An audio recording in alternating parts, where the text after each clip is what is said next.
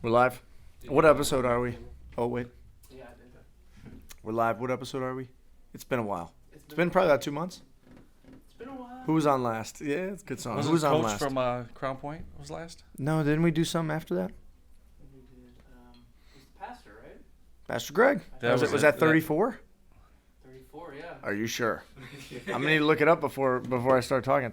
But we're here with Mr. Mike Tezak, broker owner of Realty Executives Premier, who's our brokerage, where we are here in our Crown Point office now. Mike, how are you? Good. How are you, Alex? Bring that a little closer to you, by the way. Is that good? That should be good. All right. There we go. Yeah. No. How are you? I mean, it's a Good, Mike. pleasure to be here with you. Thank you for coming. The main thing that we're talking about today are the recent changes within our real estate industry, as many people have heard about. So we're going to talk about that. But before we do that, touch base a little bit on kind of your background. How long have you been in real estate? How long have you been a broker owner? The quick God, background I'm story. getting old now. I think. I think I'm going on 23 years in real estate now, and I've been a broker owner since 2008. And What a time. we to start. started when the downturn happened, and it kind of really taught us how to survive, which was great, and it made us stronger.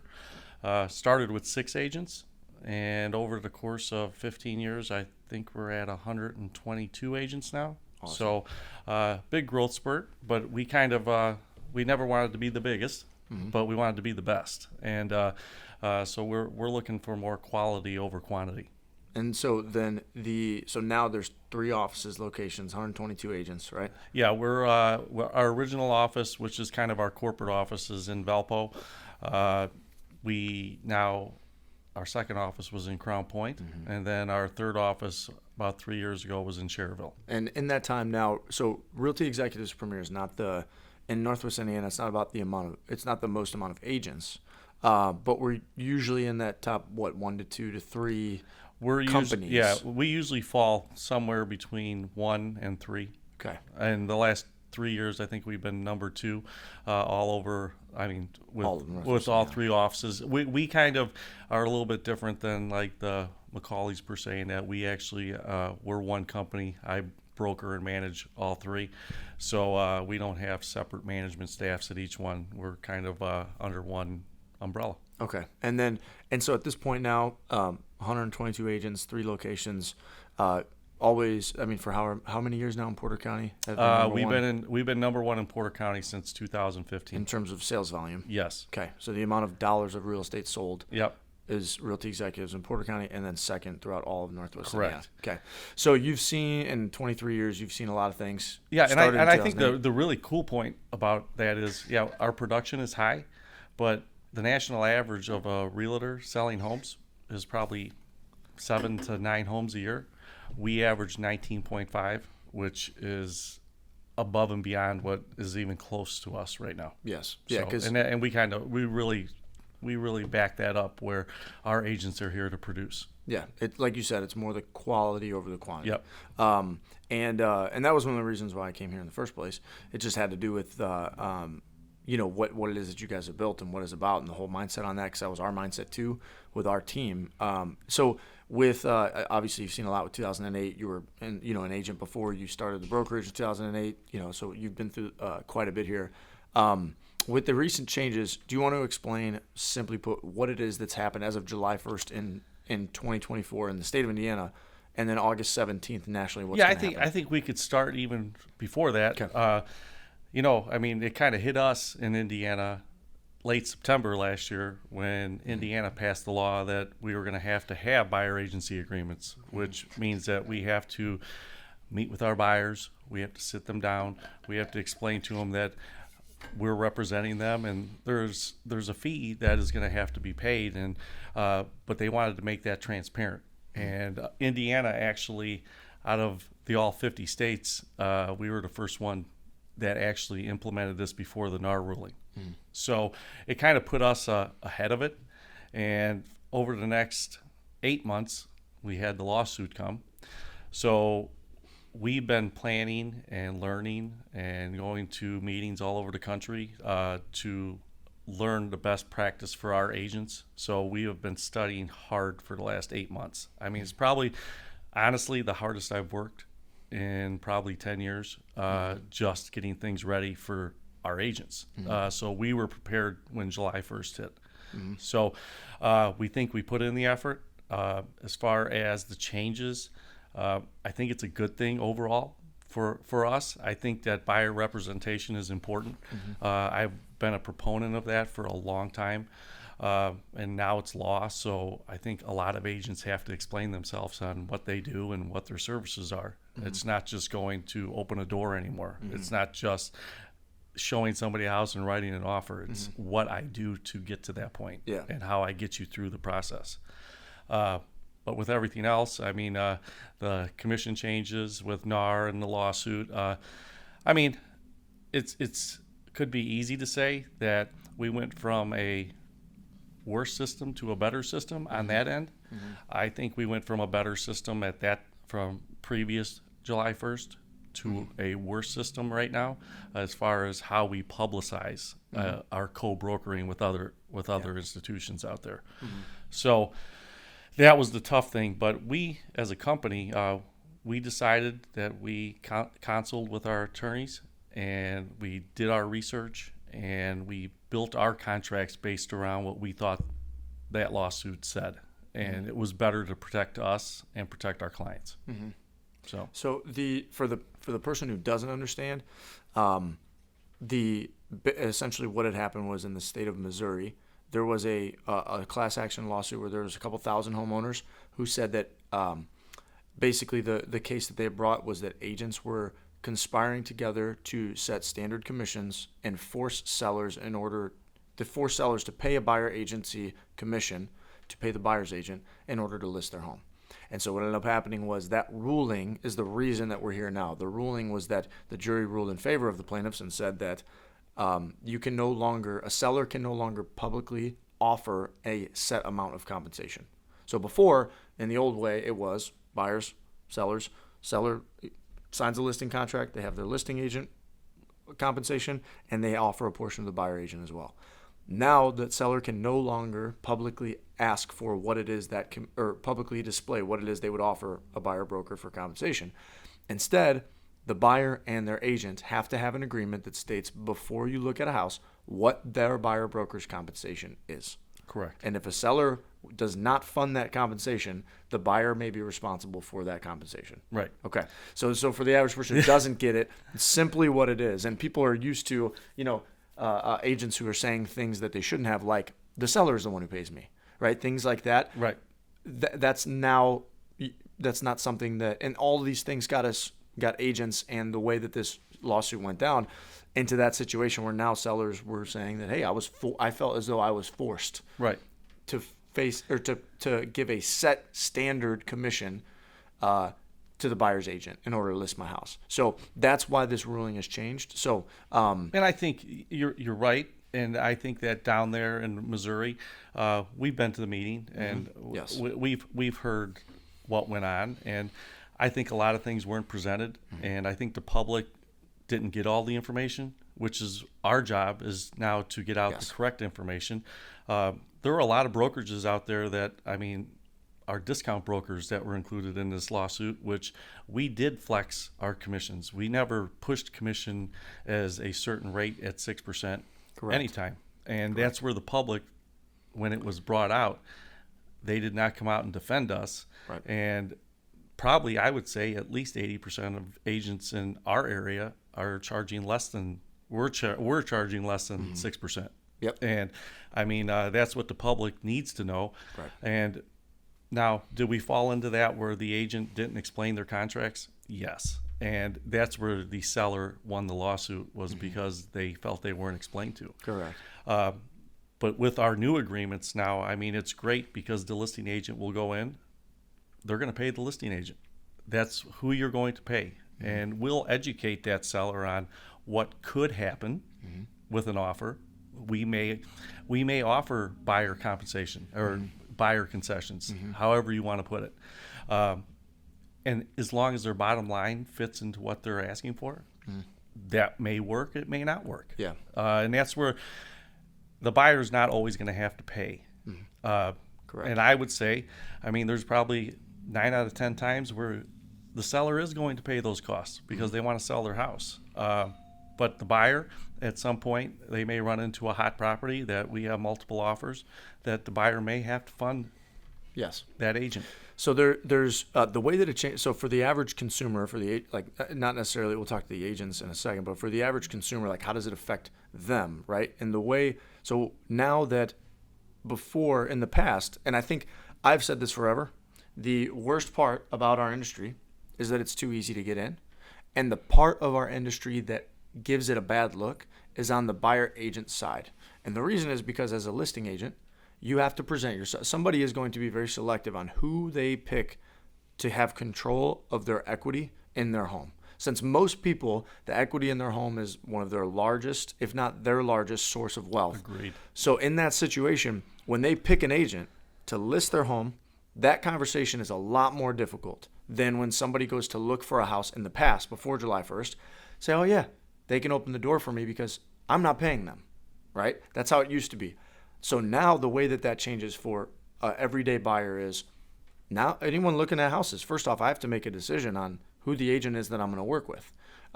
That's a big choice because now if you do run into the situation where you have to pay them, you're going to make sure that you want someone who has the ability, the skills, the experience, just like you did with a listing agent. Now it's no longer, well, I have my friend from work who's got his license, show me a house. If your friend from work who is not professional and doesn't do this as a professional, not necessarily that has to be full time, but as a professional, they could potentially cost them money and cost them the cost of that process. So now it's a tough conversation both on the listing side and on the buying side for a consumer because you need to be able to pick the agent that you want who's going to represent you and negotiate for you. Yep. Because if they don't, and there's a situation where they don't have that experience, it could cost them the money or ultimately have that buyer having to fund their buyer broker's compensation. So as far as kind of like looking forward, this is very we're 12 days in, right? we're 12 days 12 days in. But I actually think it's gone much better. So yeah, that's my question. Yeah. What have you seen so far? Because our team has seen a handful of transactions, but not as many as the 120 that you have. So what have you seen within what's kind of happening? We've kind of seen more issues on our competitors coming in and dealing with us because they either weren't trained or they're trying something new for the first time, but they're also we're correcting a lot of their errors right now. That's what we're seeing. We're seeing that wrong forms are being used. We're seeing that they're not being explained like they should be explained. And I mean, these are things that are all going to come back at the end of the transaction. Yeah. Because if they're not doing things right and you're not doing things the way you should be, you may not get paid at the end of the transaction. Yeah. And there's going to be a lot of hurt feelings at that point. But a buyer may find out now they have to pay you, right, if your forms are wrong, right? And they didn't think that they did have to. And I know we're in agreement. I mean, I respect.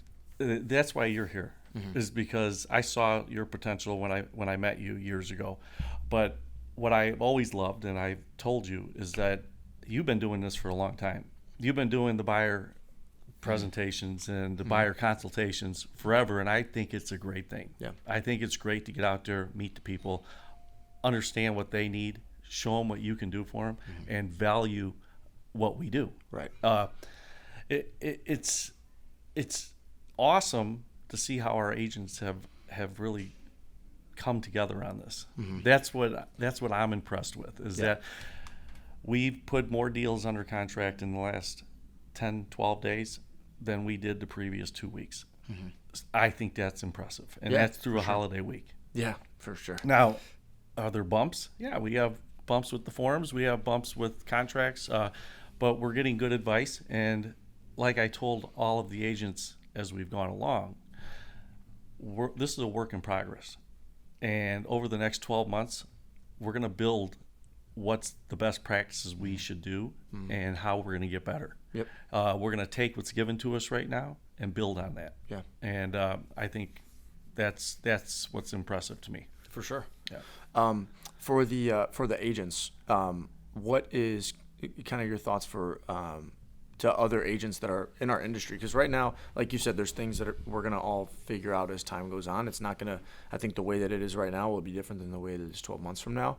And so what are your kind of comments to other agents, the agents that we have to work with, and their thought process going into the changes? I think communication is going to be the biggest thing with other agents. I think they need to communicate with their clients. They need to have them understand what's going on. And the old agent, the lazy agent, would just push paperwork in front of people and have them sign it. I don't think that's going to happen anymore. I think this is a more transparent way to do business. But they need to communicate and not be afraid to do so. And I think confidence is a huge thing. If you don't have confidence, I think maybe you have to start thinking that this business may not be for you.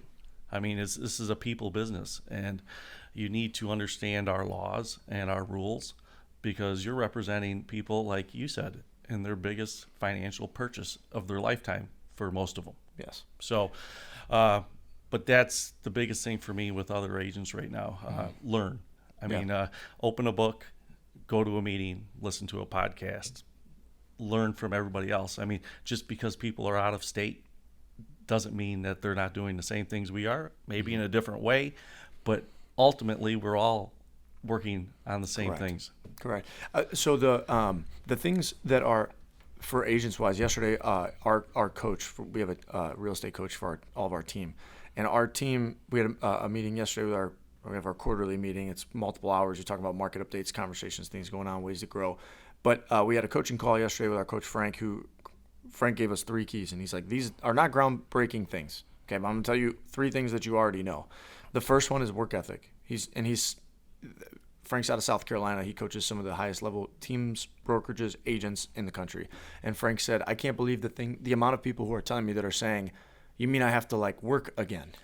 And the answer, by the way, I'm glad that there's people that are saying that, because if that's your mindset and you're able to earn what can be earned as an agent, it's a horrible mindset for a client and representing a client. Correct. You mean I have to work again? Yeah.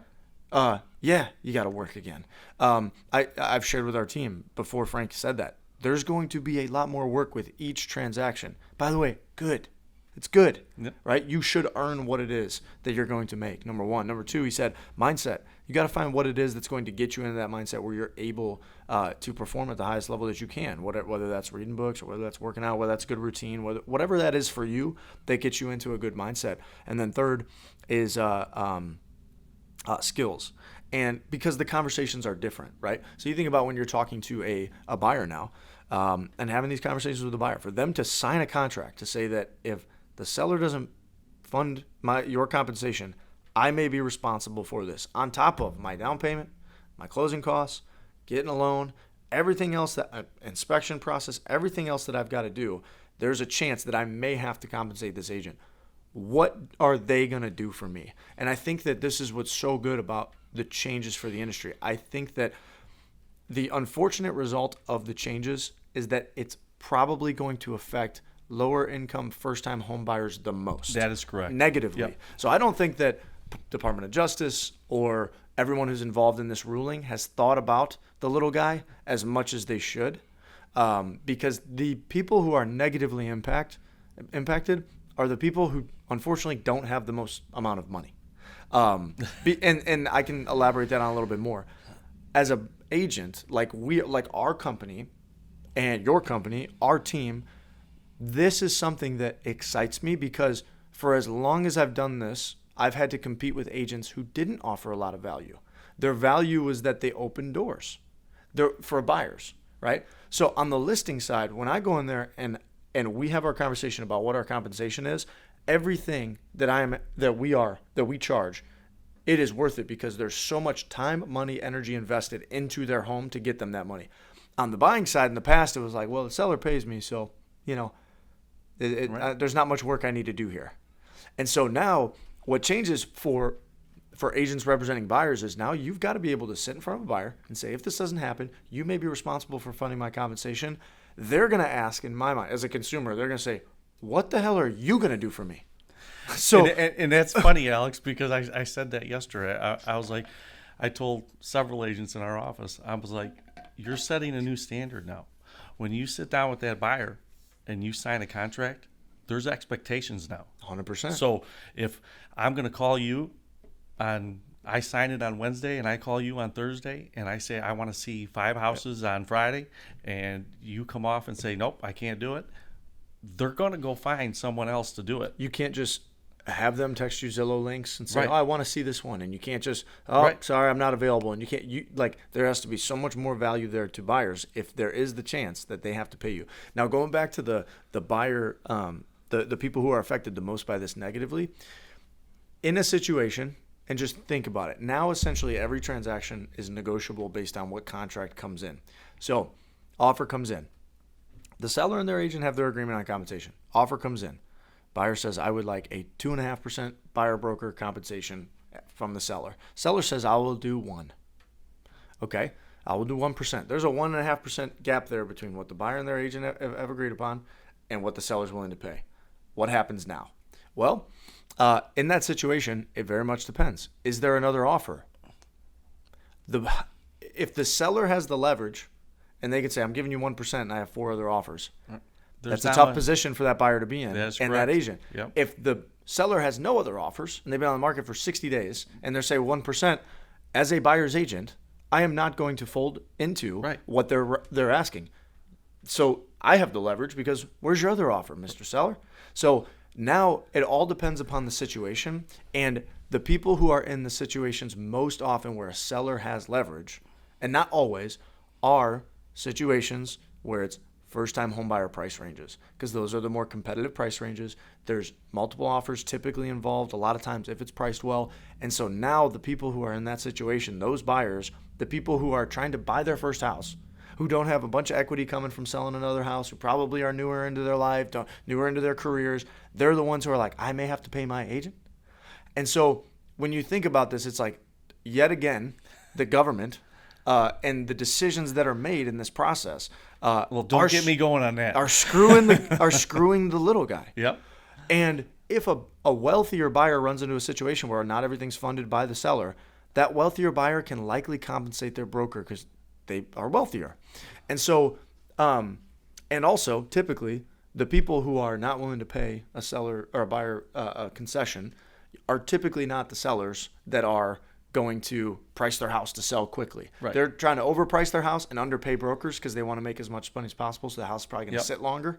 So, but that first-time home buyer price range is the one that's going to be tough. And so how are you as an agent going to provide value to your buyers who are first-time buyers with helping them? And how are you going to get them through that process when maybe they can't afford? And that's a conversation to have upfront and say, if you can't afford the compensation, that's something you need to discuss with your lender on what you can afford with paying us and so on. But most agents are not willing to have these conversations Right. up front. We had a great example this weekend. We had an agent write an offer on a Saturday. First time home buyer, $225,000. Had a lender from Illinois, which is fine. Seller agent calls up, not rejected, but countered their offer, said we're not going to pay buyer concessions. Only been on the market 3 days. We got another offer coming in. Okay. Sunday comes, didn't hear anything. Monday comes, other offer didn't come. Seller calls back right away, says we'll take it with Correct. the 2.5 concessions. Correct. I mean, that's the thing. That's where the education and the communication, Correct. even with that listing agent, has to be in play. I mean, I know sellers. I mean, me and you both are heavy listing agents. I mean, we know sellers, and we're going to get them their best value. They got to think. Correct. Yeah, and it's like rolling the dice. It's like gambling Correct. sometimes. The important thing too is, as a home seller or a home seller, you have to put yourself in the other situation, and say if you were buying a house and you found out that the seller would not compensate your broker, and you were going to have to fund that, how would that affect the price you're willing to pay for the house? Right. And the answer is it will drastically affect it. And if let's say that compensation is $8,000, the buyer is not going to reduce their price by $8,000 because that's $8,000 out of their pocket now versus $8,000 rolled over the course of 30 years, Yep. financed over 30 years. That is literally pennies, right? A couple bucks. So on a monthly basis. So to that buyer, the $8,000 now is worth a lot more than $8,000 rolled into a 30-year. So how is that going to change their offer? So a seller has to be very smart on how, and in my opinion, listen to the advice of their broker. if they've got a good one who can advise them correctly. Here's a fair price for your house. If you're going to overlist your house and not pay a buyer broker, you should expect very low offers. Right, Or like to sit we on the said, market. like we said at the meeting. I mean, you're going to have technically 2 CMAs at some point. Yeah. You're going to correct. have a CMA where sellers are offering concessions. You're going to have CMA when they're not offering concessions. Now, down in Austin, when I was at the meeting in Austin, Texas, the national average on those ones that offering concessions, the value of the house was 10 to 12% higher. So that is a big deal. Correct. I mean, when you're negotiating, That numbers, gives you an indication of what that 2.5% Correct. to 3% is Could worth get you. now and the value of the home. Correct. Right. So if they're getting 10 to 12% more, that 2.5 to 3% that's out of their pocket now is really worth 10 to 12% Correct. to that buyer. And Because that's- that's how much more they're willing to pay on the price. and that's our job. Correct. That is So- our job, so, and that's where I yes. feel. That's where I feel the weak ones that are in our industry, they're not gonna make it. And from the professional side of things, the worst case is for the first-time home buyer or people who are in situations where there's multiple offers. That's the tough. And a seller who's saying, "Nope, I'm not paying." Because even in multiple offer situations, most sellers are offering something. That's been Yep. my experience so far. But on the good side, for brokers and companies and agents like our team, your company, that's the difference, in my opinion, is that most agents aren't willing to have those tough conversations. And here's why: because they don't actually believe in what it is that they are charging. Right? So if you don't feel comfortable saying, "This is what I'm compensated. Here's everything that I do to do that," you don't feel comfortable asking because you don't think you're worth that. And so, but we know the value that we provide to somebody buying and Right. selling a home. So that's so. And For I think us, it's a win. I think a lot of agents out there too, they think the way we're pushing our listings and how we're doing, how our contracts are, and what we're telling our sellers. I think they think that we're not supportive to a buyer's agent because the way all we're asking for is whether you're going to offer compensation or not, or concessions. Not the amount. Not the amount, because yes or because no. we're still a negotiating business. Correct. And we still have to do our fiduciary right to our seller. Correct. And that's why if an agent calls one of our agents and says, "Hey, are you offering concessions?" Yes, we're offering concessions. How much? How much? Write an offer. Right. The reason we can't say that, I think people don't understand. The reason we can't say that is because the changes in laws requires that the buyer and their agent have an agreement on Correct. compensation, not us as a seller. So Yeah. they have their agreement. So yeah, write your offer, submit it, and we'll go and to we'll negotiate. review it. We'll And go I to mean, work on it. and that's where they think that the broker's still paying a commission. We're not. Mm-hmm. The seller's actually paying that concession. Correct. So it all comes down to numbers. And I mean, that's why I've told all the agents, take a net sheet from Yes. June 1st and then take a net sheet from July 1st. Yeah. The way you explain it, those numbers are going to end up the same if you really the way you look at it. And you could do better the way it is today because you may only pay 1%. Right. We've seen in 2 weeks I think we had a total of 67 deals, I told you, that were accepted. We had 27% of those buyers paid the brokerage directly for their buyer compensation, which, let's be honest, we're both negotiators. If I'm going in as a buyer's agent and my buyer paid me directly, I don't have to ask for that in the offer. Right. The seller makes out, and Yep. they'll probably take your offer because you're not asking for all these concessions. Right. So, not saying, and a lot of people when we first started this, they said, "Oh, this is never going to happen this way." Well, I also bring up the scenario from 5 years ago. If I was to come to you and tell you that buyers were going to pay $50,000 over list price and do an appraisal gap, come up with $20,000 cash to Wait get a inspections. deal, you would have told me I'm Looney Tunes. But it happened. Yep. And that's the thing. People panic and they want to look at all the bad scenarios. Those scenarios may or may not happen. Yeah. I mean, the percentages are so low for them to happen. No, yeah. So, And I think most people selling a home understand if they get an offer they're willing to take. What if you pay compensation to the other agent for their buyer or Right. that buyer's agent? If they get an offer that makes sense for them, it makes sense for them. unless you're my wife. She still is on the thing where told me and Jason and John at the office, they're like, "Yeah, if the house is listed for 300 and I'm selling it, and you bring me an offer for 305 with 5,000 in closing costs, I'm not taking it. We were like, why? It's your Being bottom line. stubborn. No, she just Same says, I don't number. want to pay somebody's closing costs. That's hilarious. So, but it's Yeah. kind of a funny story we always say, because Pam is Gotta one love Pam. Pam is one person that none of us will represent. So to finish up here, what are some things for agents, like, because you guys have done a lot since all this has happened? We've been we've had task force for the paperwork contracts, all of our own Yep. our company contracts with our attorneys, all the work, all the trainings and everything. What are some things that Realty Executives is doing for agents, and how are you guys as brokers navigating the change for agents? And I think that just being hands-on, I think that's the difference between us and really anybody else. I'm an active broker. I mean, my hands are in it all the time. Plus, I still run a team, so I know my fingers on the pulse, and I know what's going on in the listing market, the sales market. Other agents need to understand that we're not just looking for the best of the best. We're looking for that average agent that we can actually train, and we for all the companies that say they offer training, we actually do. And that's where I think people need to understand that, is that we actually offer training. And hey, it's a phone call away. You don't see me sending people out to make phone calls for me, because I feel if a brokerage really wants to recruit and they want to recruit you, they'll call you. Don't send me to a marketer or somebody else making the phone calls, because that just doesn't work. But people need to understand that we are a training brokerage, and we do want to help. And the great thing about us is that, and Alex, you'll attest to this, I started my team back in 2004. I was one of the first agents to start a team in Northwest Indiana. We have built this company, and we are team strong. We have 18 teams in the company. What's great for a newer agent is that you can come in, join a team, and get that hands-on training from the team leader, unlike just being thrown out to the wolves. And I think that's one thing we do offer that really sets us apart. Cool. Sweet, man. Anything else you want to touch on in this?